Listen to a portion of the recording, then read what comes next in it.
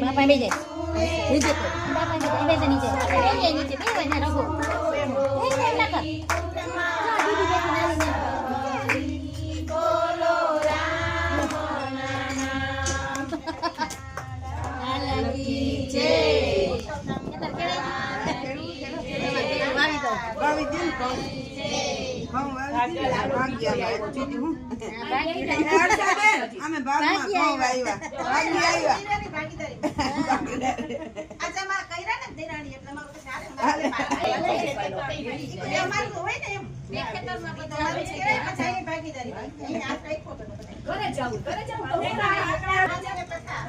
महादेव की पुरुषोत्तम की कथा है, आप सुनिएगा अच्छे से।